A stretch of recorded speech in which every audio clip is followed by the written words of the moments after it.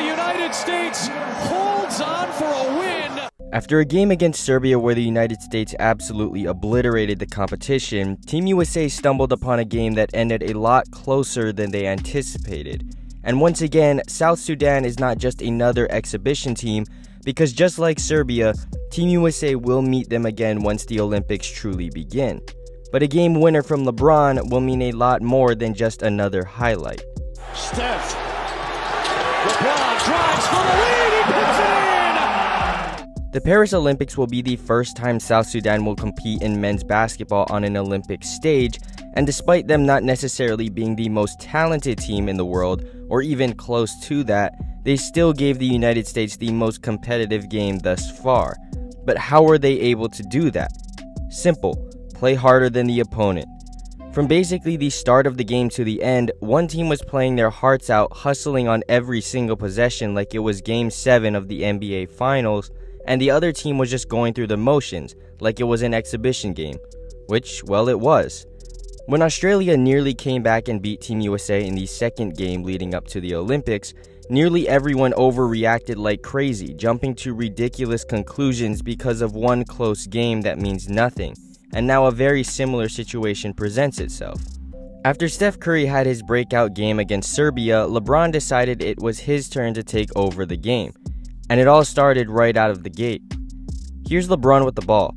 On the weak side, Steph Curry is setting a back screen for Booker. But why is this important? Well, because typically either Booker or Curry's man should be ready to provide weak side help. But because of Curry's gravity, his man stays fully focused on him. At that same time, Embiid is coming up to the elbow to bring his man away from the paint. LeBron passes the ball to Embiid and back cuts his man.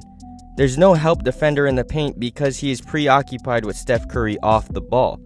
And as a result, LeBron gets a wide open dunk. LeBron James in the jam. Now here's Ant with the ball. He comes off a screen from AD, engages both defenders just enough to swing to LeBron on the run, and nobody is stopping that. LeBron aggressive. How about that?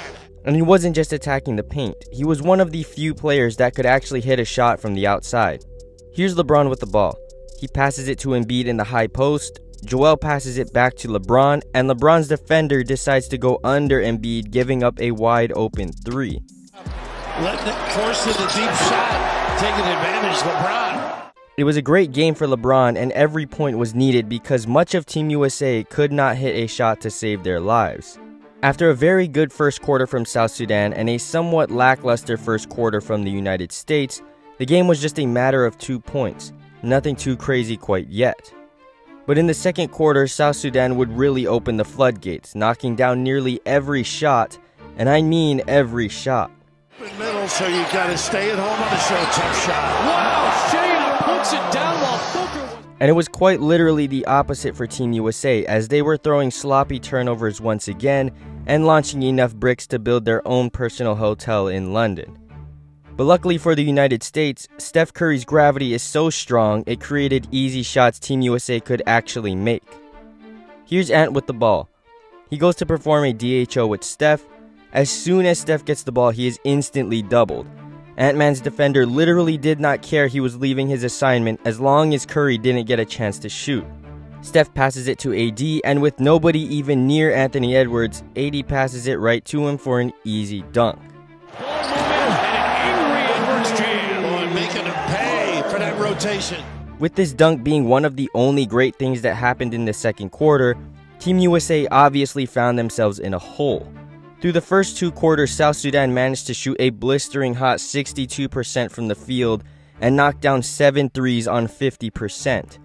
As for the United States, well, they shot just 42% from the field and an ice cold 1 for 12 from 3. The 1 3 being from obviously Steph Curry. For example, sacrificing, contributing, how about him? Doesn't need much space, does he? The percentage comparison and drastic 3-point differential set up a 14-point lead for South Sudan. But as we have learned from the past game against Australia, double-digit halftime leads really mean nothing if you don't close out the game. Every game is a tale of 2 halves. Sometimes the story is the same and sometimes it's not. Well, this game had 2 different tales. Steve Kerr started the second half with a defensive-focused lineup, inserting Derek White with the bench unit versus Halliburton. And with this new group, the comeback began, starting with Jason Tatum. Tatum on Omat, stretch drive in one. And the defense from Anthony Davis was once again fantastic. Here's AD lurking in the paint as he often has been.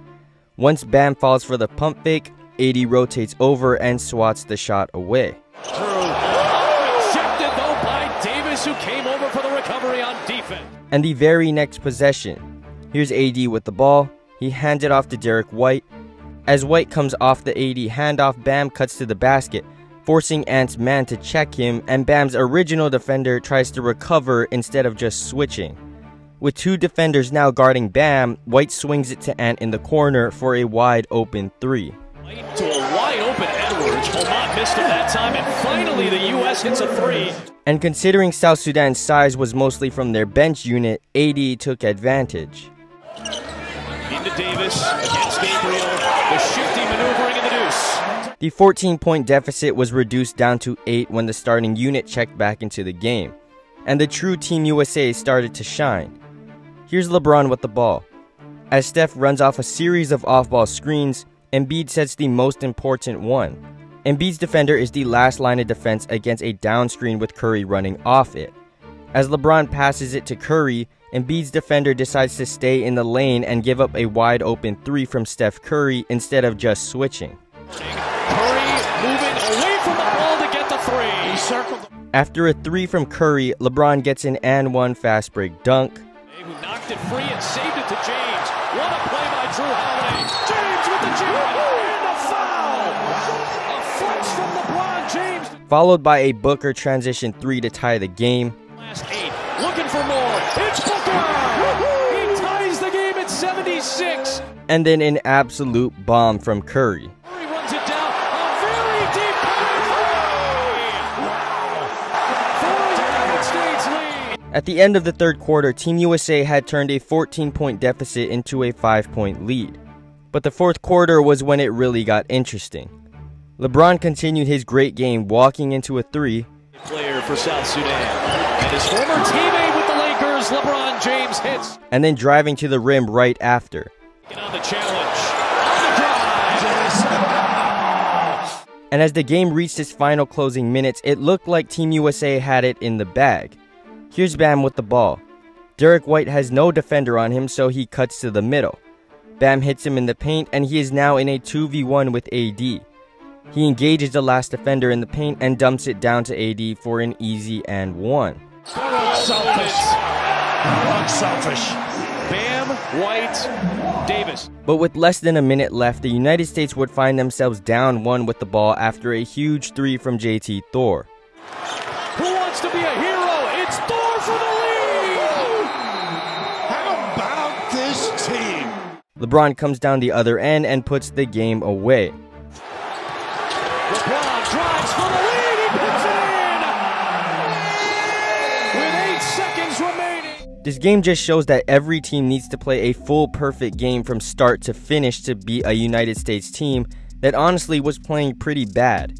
South Sudan played amazing basketball, making tons of shots, specifically threes, at an incredibly high rate.